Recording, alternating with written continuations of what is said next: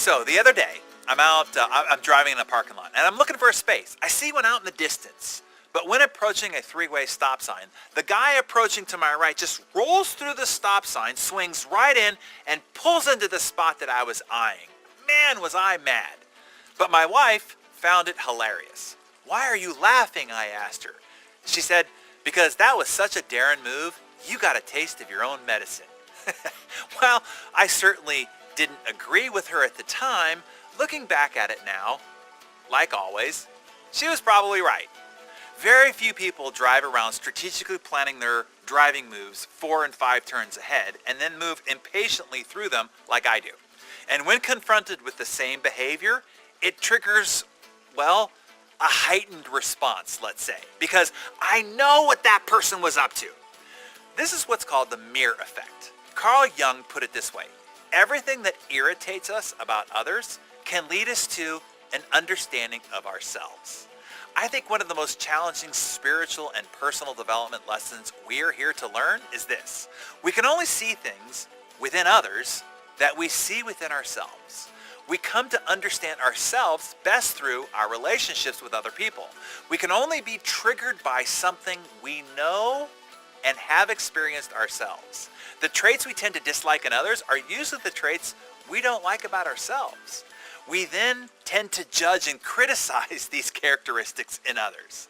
This calls to mind the analogy of pointing a blaming finger at someone else. Whenever you're judgmental of others, you're in fact judging yourself.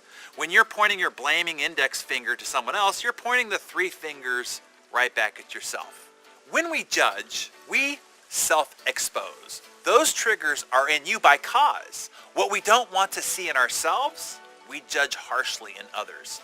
This is an avoidance mechanism we use to not look at ourselves, a way to feel superior to our inferior feelings. See it this way: every person you meet in life is showing up at the perfect time in your life to reflect something to you that you need to learn, that you need to deal with, or that you need to heal within yourself.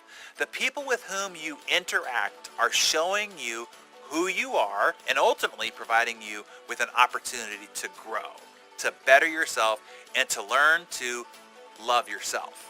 Since one of our great missions here is to learn to love, discovering what we don't love and learning to love it anyway, these are our great challenges on this mission. That means it is the very people who get on our nerves the most are the ones who are our greatest teachers. The warning is even biblical. As it's written, "Do not judge, lest you be judged. The measure by which you judge will be the same that will be used for you."